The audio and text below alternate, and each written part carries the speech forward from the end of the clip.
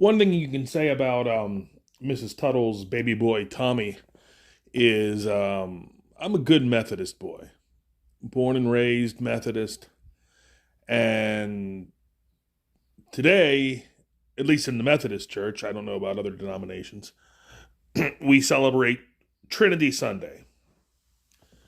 And so during services this morning, I got thinking about the nature of the three. And I got thinking about the triple threat variants that I recently received. Gave me the occasion to read Godlike and Inglorious Rex 2 for the first time. Gave me an opportunity to revisit Blood Honey. And I got to thinking this morning about how the triple threat as a unit, getting these books by these men, is an opportunity to see three masters of the craft delivering what may be their magnum opus. Magnum opus, the work of their lifetime, the work they were born to produce. Now, that doesn't mean necessarily that they're peaking with these books, with these franchises, because as I said when I did my review with Shane Davis, sometimes you don't see the shape until you take a step back. You know, what looked like a circle at first glance, take a step back and you realize it's part of a larger oval. Same thing with these three men. It may well be that the work of their career is yet to come, and I just didn't see the shape of the picture at this stage in my life. When both my life and their career advance, we can take a step back from it. Maybe I see a different shape, a different picture. But for right now, it can be argued that these three works, Godlike, Inglorious Rex, Cyberfrog, the Vispus Arc, are the works of their careers.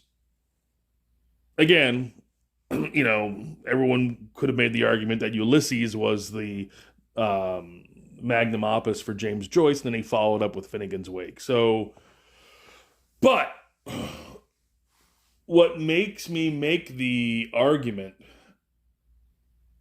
for that position this morning is take each franchise and each creator one by one. Okay. Ethan is the warrior. More than anyone else, he is the face of the culture war aspect of Comicsgate. He is someone who has lived it, breathed it, been embroiled in it, become a voice in it. And that's because of his cancellation.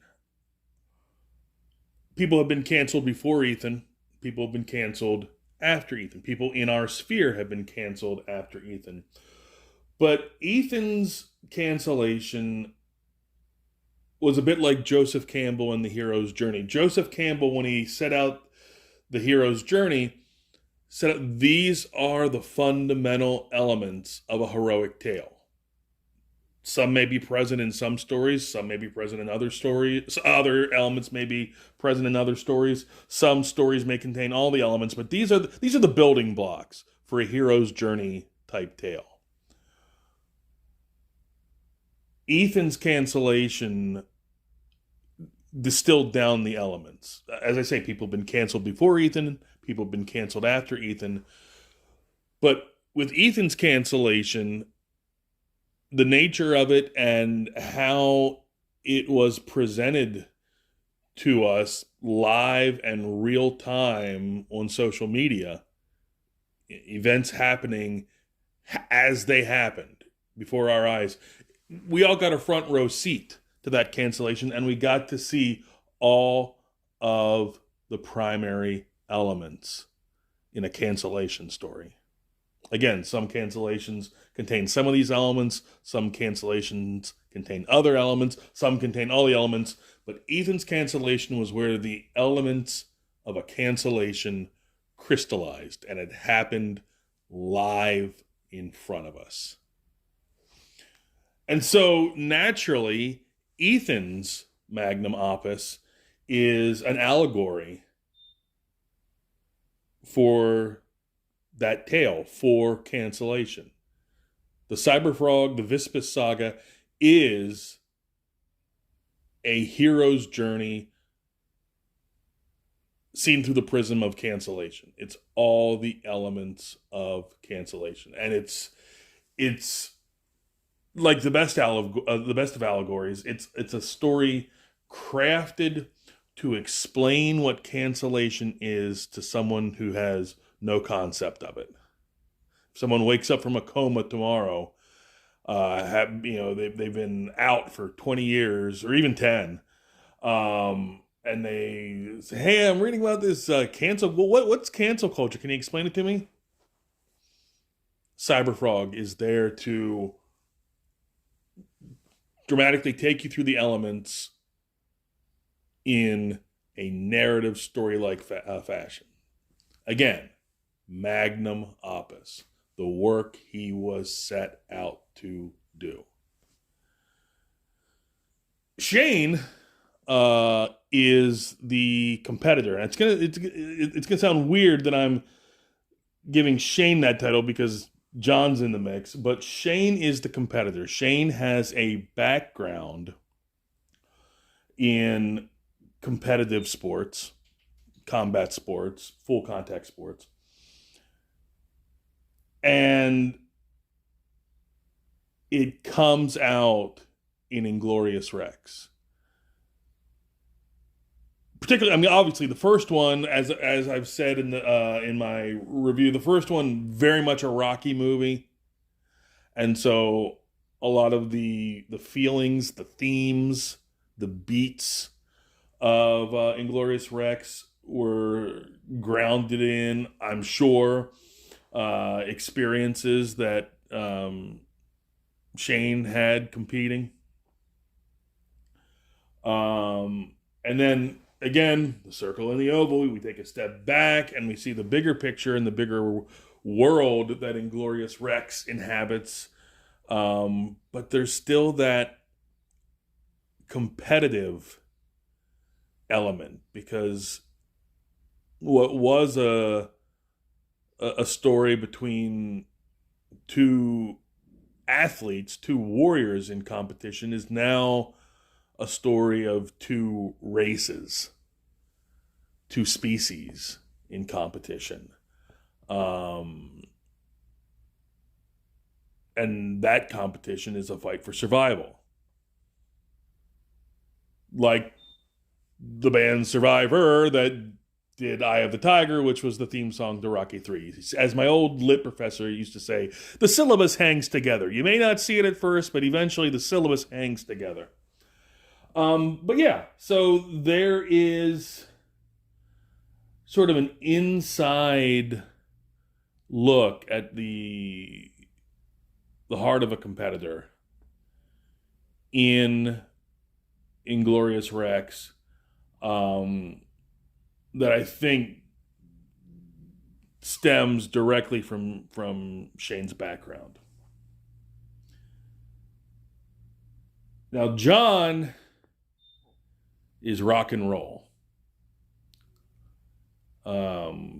Our sphere, our field that we all enjoy, comic books, have had a number of rock and roll creators over the years. Obviously, the most vibrant is Jack Kirby. I've already talked about how godlike is very much a Kirby-esque experience when you read it. I would say a later rock and roll creator is Garth Ennis. Garth Ennis is, oh my gosh, he is just like Tarantino in film. He's just a master scripter. And whenever you get a Garth Ennis book, you know that you're going to end up reading it before you get out of the parking lot, because you can't not read it, and as soon as you start it, you can't do anything else until you finish it. John, I had already seen kind of the Garth Ennis rock and roll in Black Riding Hood.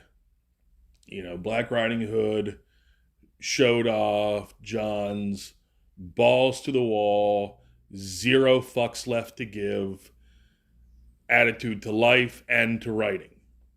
No holds barred. We're gonna what do they say in Stroker Ace? We're gonna blow the back doors off or something. I'm still kind of in a NASCAR frame of mind.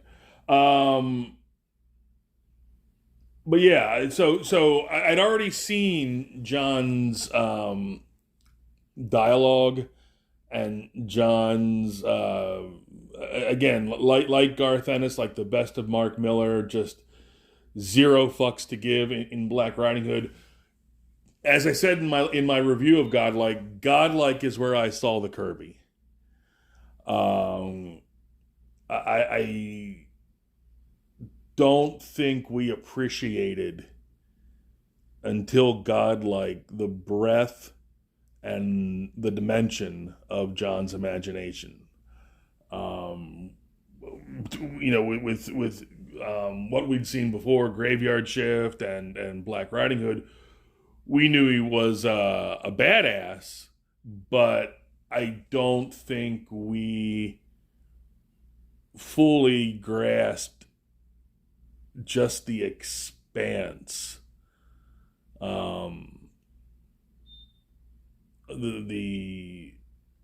vast plane, the vast canvas on which he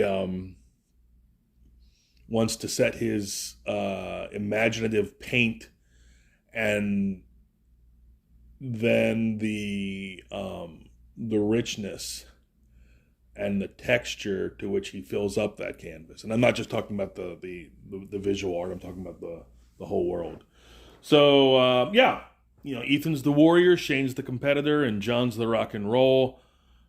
3 creators and 3 works that represent each of these creators at the top of their game and telling the story that, at least at this point in their lives, they were put on earth to tell. And only time will tell, only the future will tell whether I'm seeing the whole shape or whether I need to take a step back and see the oval. But the idea that you can get all 3 of these magnum opuses in one fell swoop with the Triple Threat campaign, it was really quite the trilogy to read this weekend. This has been Tom Tuttle.